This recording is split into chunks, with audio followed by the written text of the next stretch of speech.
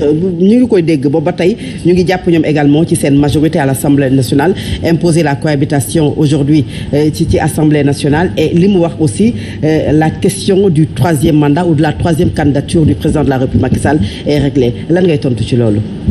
man koy gént bu neex nga génn see gént cohabitation mënul am parce que ñooy majoritaire ministre de l'intérieur premier ministre président assemblée mënu leen ko am parce que minoritaire ngeen bu leen ndax Sénégal yi ay manipulateurs yu garaaw ngeen la vérité des chiffres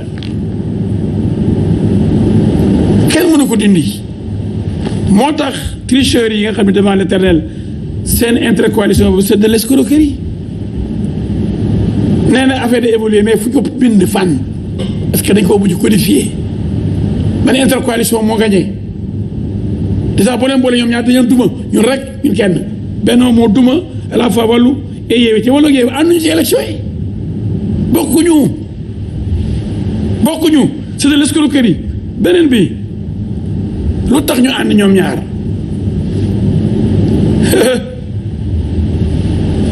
bëgg camoufler nëbb seen absence yenn département yi seen manque de représentativité yeneen zones yoo xam ni Yewwi amu fa tous mënu fa investir mënu fa am parrainage est-ce que doon naa kenn bi ñoom ñëpp ñuy wax. ñu déglu dama ñëw tey pour wax soxlawu ma sa relance soxlawu ma ko dama ni. soxlawu ma kenn relancé ma dama ni moo kenn dog. donc débat lañ nekk ñu ci monologue. ku ne ko amee sa 3 minutes bu ma dog.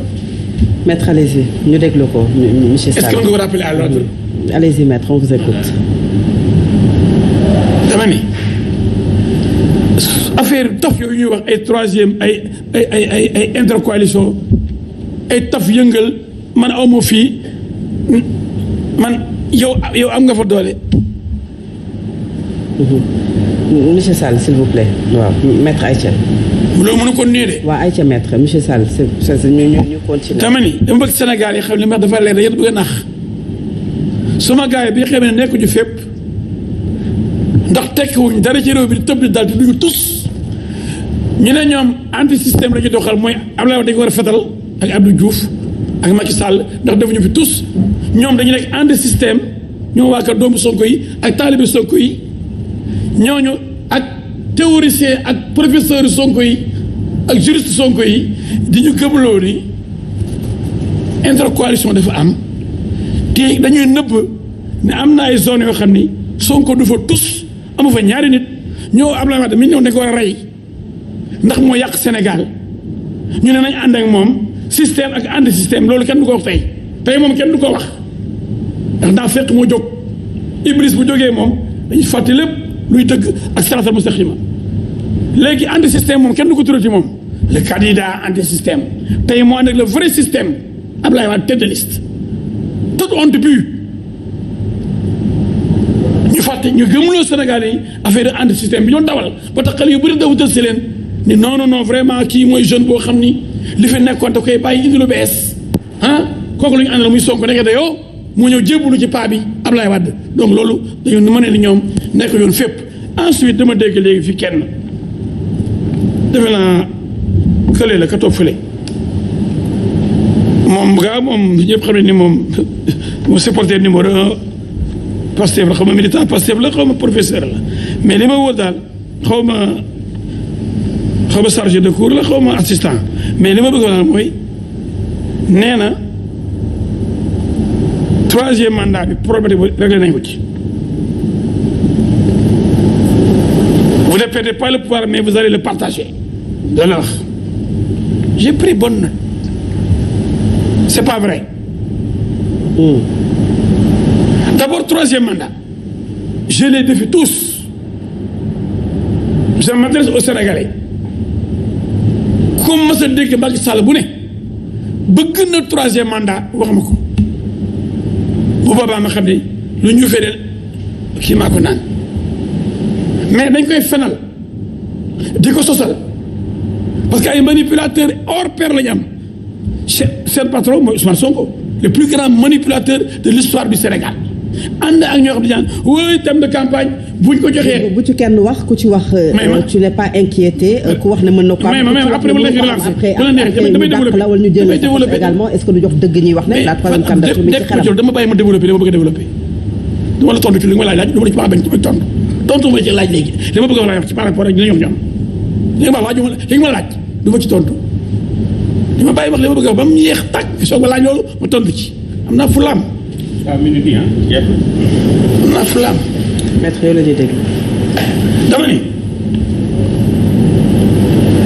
troisième mandat ku taxaw de Macky Sall mas na ko laaj dan naan da ngay fenn barke alxuraan mais fexe nañ ma dugal ci bopp Sénégalais yi nii bu ngeen ko woteelee day jéem a wut troisième mandat fan la ko waxee mais xëy na foofu sax ñu bëri quand même dem nañ woteel leen ndax def ko genre référendum pour ou contre le troisième mandat alors que loolu c'est de la manipulation kenn déggul ci baat Macky Sall mu ne day wut troisième mandat bi ci des ba fen bu rëy ngi noonu beneen bi accord politique bon l'autre juriste je crois que il est plus juriste que l'autre Soudiate j'ai du respect pour l'intellectuel parce que l'intellectuel comme disait Lénine c'est vrai c'est le professionnel de l'intelligence mais aussi mooy ki nga xam ne dem capacité pour analyser mais nee na moom et puis d'accord accord politique la mais accord politique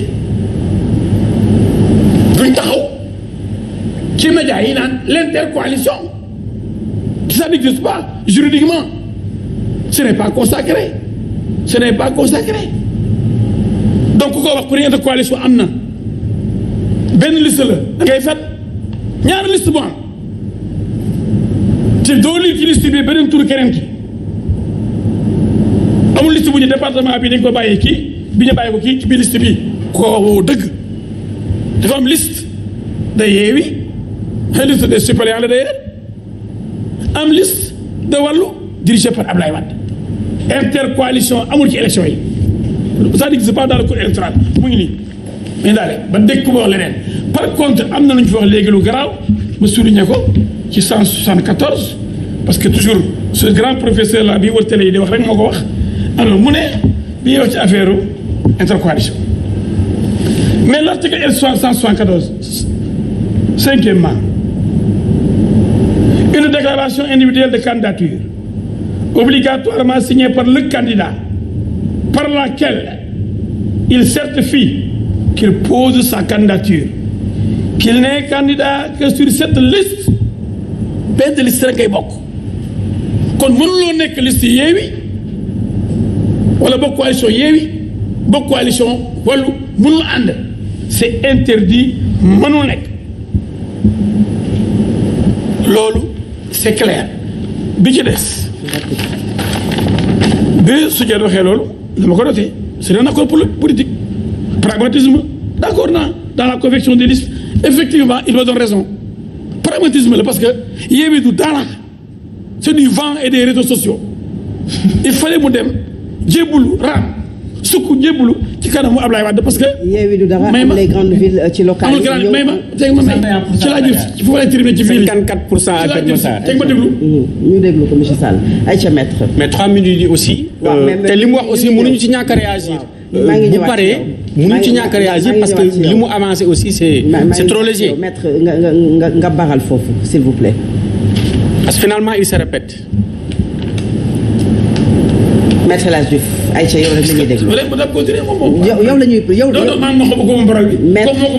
Maître El Hadji Diouf j'ai dit Maître El Hadji Diouf Maître. est-ce que mën nga wax mbay ma yeggali. bien sûr yeggalil Maître. non. il parle depuis 10 minutes. monsieur Sall ñu bàyyi ko mu yeggale. ay kilifa ay nit ñoo. vraiment dañu war a civiliser quoi. nga baral aussi Maître parce que sànq ba tey. li may wax dafay intéressé Sénégalais yi. bien sûr mais ku ne léegi damay ñëw ci grande ville yooyu ngay wax.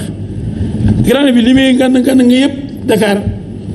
sept députés la mën a jur c'est la capitale du Sénégal c'est 165 députés déggoo ma de 18 députés ci région bi sur 165 mu ne 150 et quelques yooyu war a jëlee après la grande ville et la grande région de Dakar waaw et plus de 150 foo ko jëlee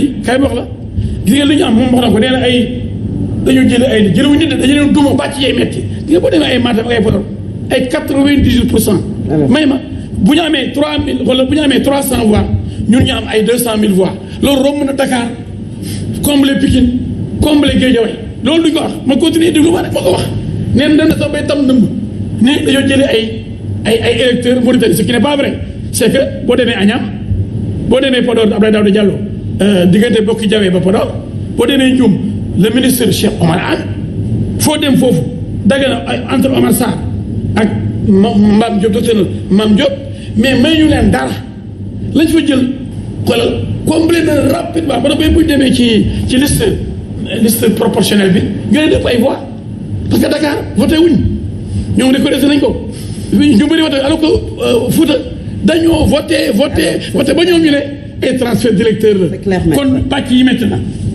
bàcc yi métti ci Fouta aujourd'hui j'ai eu la confirmation que Dagana di écart ba fi am rek dafa comme les Saint-Louis. Alors c'est clair. Voilà, même je termine par là, par les villes. Kaolack koo gagné, c'est pas une grande ville. Benno. Diourbel koo gagné, c'est pas une grande ville. Benno. Kon Assa Dakar, Diourbel ñoo gagné. Mbour, 4 députés koo gagné. Benno. Mais ak écart bu tuuti. Déglu ma Fatick. Il faut pas aussi monopoliser la parole comme ça. Nous sommes dans un débat. Nioro, déglu ma Kaffrine, déglu ma Koungheul, déglu ma Koupentoum, déglu ma Tambacounda, déglu ma Kédougou, déglu ma Kolda, déglu ma déglu ma Bakel, déglu ma Matam, déglu ma Podor, déglu ma Linguère, déglu ma Louga, déglu ma Ranérou, mais déglu ma mais maître mënoo Fatick, non déglu ma Gossas, Guinguinéo. Alors, il est dans son rôle. Mais et puis il y a un député, maître. Un député, Guinguinéo mais un député. Maître loolu dinañ ci ñëwaat. s'il vous plaît Salimata. Un député. Il faut aussi maître s'il vous plaît. dama bëgg. non calculer rek temps bi nga wax par rapport. Non mais il fallait que ma terminer. non mais maître da nga am sa temps de parole. Non sama temps dañ ma dagg. dañ ma dagg ay ma ne la toujours dama bàyyi dagg. non maître. yow nga dama dagg déglu ma rek Fatou. mais mënul ñàkk comme tout le monde aussi il faut ñu def. man dama dagg kenn bu yox mais même dama doon conclure foofu rek wane pourquoi ñun ñu gagné élection yi même bu dee Dakar am na 5 députés muy 7 muy 5 seulement de plus que Kaolack wala Nioro. wala Nioro ñun bu ñu gagné Matam gagné Podor. alors gagné Dagana gagné alors Ngouda. voilà gagné département dégg nañu la alors. gagné Gouriri ñëpp ay deux la. professeur deux boo ko boolee. alors maître dégg nañu la boo ko boolee. maître dégg nañu. Fatick Gossas yëpp ay deux la du bon député de. alors professeur Ngouda. Mbour 4 députés. ñii dañu ne duuma ba ñuy xam. yaa ngi répété wu ko ba tey. maintenant pour terminer. non vous avez terminé. un dernier mot vous avez terminé. un dernier mot. Maître vous avez terminé. La réalité tey. un dernier mot. La réalité tey mooy que vous allez vous préparer à. un dernier mot. mooy bu ñu gëmloo Sénégalais yi nii opposition dafa gagné ba ñu ay affaire cohabitation di nax seen bopp dama ni dañoo gagné en majorité absolue. alors loolu na leer alors Ngouda cohabitation boobu nga xamante ne Maître El Hadji Diouf mi ngi koy bañ opposition bi jàpp ne aujourd'hui c'est confirmé cette cohabitation mu nar a nekk une situation inédite peut-être Sénégal ndax ëllëg le président de la République Macky Sall mënul contourner l'Assemblée nationale bu bëgg fekkee bëgg na def yenn liggéey. waaw je crois que Assemblée nationale suñu système pour nga mën a gouverner il faut nga am la majorité à l'Assemblée donc quelle que soit la tournure Sénégal pour nga mën fi gouverner il faut nga am la majorité à l'Assemblée nationale c'est-à-dire que le président de la République il est obligé de s'appuyer sur une majorité parce que majorité boobu noonu moom moo koy permettre mu mun a dérouler sa politique d'ailleurs dama ko commencer sax sànq ci wax parce que peut-être langage bi moo technique am na ñu dul comprendre mais boo xoolee régime parlementaire yi nga xamante ne régime parlementaire minoritaire lañu foofu comme ni ko professeur Maurice waxee ay accord day am même au-delà même de l'élection day am ay accord politique à l'Assemblée nationale mais beneen bi ci topp mooy en réalité le président de la République c'est-à-dire que suñu constitution dafa wax séparation des pouvoirs donc pouvoir bi mu ngànk c'est le pouvoir exécutif te pouvoir exécutif li ko jox doole lenn kese la bi ñu jugee guerre mondiale parce que dañuy fàttali ni assemblée nationale yi ñoo indi woon guerre mondiale yi d'ailleurs Adolf Hitler est venu au pouvoir de façon démocratique maintenant ñu xaw a wàññi doole assemblée nationale yi loolu moo indi des régimes parlementaires yoo xam ne dañu transformé wu boo xoolee le régime parlementaire au début il était moniste après mu am dualiste parce que foofu président de la République day am lu mu tekki ñun d'ailleurs ci boobu sax la ñu inspiré woo parce que suñu régime il est d'inspiration parlementaire il n'est pas présidentiel ñi koy wax sax xamuñu lu ñuy wax le régime présidentiel ce n'est pas un régime où le président est dominant donc le régime parlementaire boo amee l'existence de moyens d'action réciproque mooy ñu mën a daaneel gouvernement ak président bi mën a dissoudre assemblée nationale nga am benn exécutif à deux têtes mooy premier ministre buy nekk ci bopp gouvernement ak président de la république bu irresponsable politiquement am nga régime parlementaire léegi président de la république dans ce type de régime am na lu mu mën a def boo xoolee boo liiree constitution bi rek da ngay xam ni li ñu ko jox pour mu mën ko def mën ko doxal ci assemblée la koy def d'ailleurs dañu partager pouvoir bi ba nga xamante ne moom en réalité assemblée nationale moo koy jox ay sañ-sañ am na foo xam ne bu fa tolloo sax ces pouvoirs appellent d'autres pouvoirs notamment les pouvoirs de l'assemblée nationale ma jox la exemple président de la république bi Covid bi amee bi mu bëggee jël loi d'habilitation dafa dem laaj assemblée nationale ni ko dama bëgg nga may ma ci say sañ-sañ ma mën a jël pour mën a doxal par ordonnance article 77 tey président de la république tey bu fekkee dafa am une majorité hostile boo xamante ni nii peut-être que donc opposition bi moo fa ëpp doole bu boobaa noonu loolu du ko mën benn ñaar président de la république il sera obligé de partager son pouvoir mooy maanaam du tànn ku ko neex pour mën ko def premier ministre maanaam opposition bi su boobaa ñoom ñoo koy proposer seen premier ministre ba pare ñoom ñooy tànn gouvernement parce que ci constitution Sénégal dañuy fàtte ni premier ministre mooy proposer membre gouvernement la constitution dit clairement que le premier ministre propose sur proposition du premier ministre le président de la république nomme les membres du gouvernement donc bu amee un premier ministre issu de l'opposition su boobaa il sera obligé de composer avec lui pour mu proposer ko un organigramme gouvernemental beneen bi ci topp mooy président de la république tey su demoon xaatim ay traité à l'étranger bu ñëwee assemblée nationale la koy ratifier